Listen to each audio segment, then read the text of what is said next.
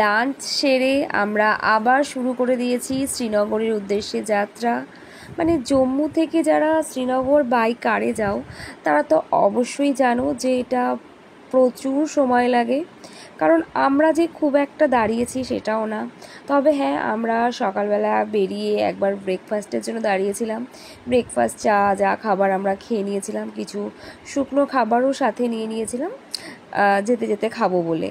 তো তারপরে যেখানে গিয়ে আমরা ফেসে গেলাম সেটা হচ্ছে রামবানে।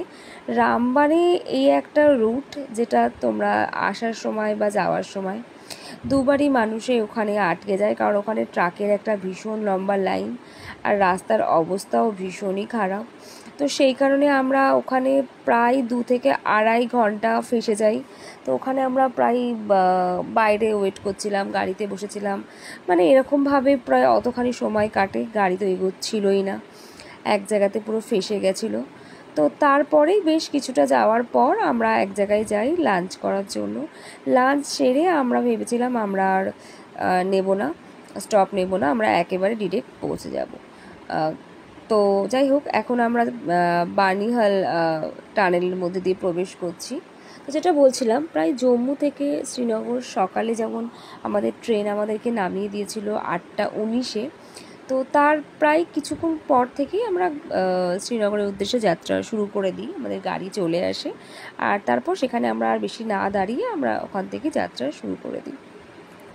তো এটা কিন্তু বেশ বড় একটা টানেল, আর এই টানেলের পরই মানে তোমরা ওয়েদারটা দেখবে। তোমাদেরকে এতক্ষণ যে ভিডিওতে ওয়েদার দেখিয়েছি আর এর পরে যে ওয়েদারটা সম্পূর্ণ আলাদা, মানে পুরো ব্যাপারটাই চেঞ্জ হয়ে যাবে। তো যাই হোক, সেটা খুবই মানে অন্যরকম একটা ব্যাপার। কাশ্মীর ব্যাপারটা এরকমই, তুমি যে সময়তেই আসো না কেন তুমি সেই রকম টাইমেই ভালো ভালো ওয়েদার পাবে, এক এক রকম এক একটা রকম জিনিস পাবে, মানে সবটাই যেন আলাদা।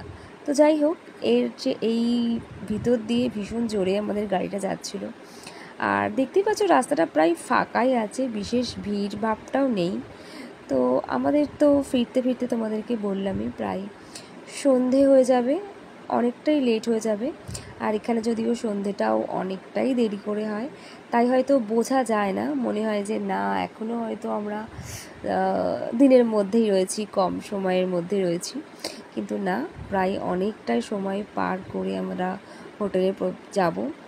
তো যাই হোক, ওই দেখা যাচ্ছে একটা গাড়ি যাচ্ছে।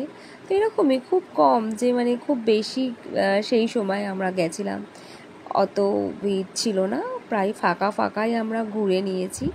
তো যাই হোক, তো চলে আসলাম প্রায় কমপ্লিট করে। তো তোমাদেরকে বললামই, জাস্ট ওয়াও, মানে জাস্ট দেখো, মানে এত সুন্দর, মানে লোকজন তো মনে হয় এই সৌন্দর্যটা দেখার জন্যই বারবার ফিরে আসে কাশ্মীরে। অসাধারণ অসাধারণ, কি বলবো আর।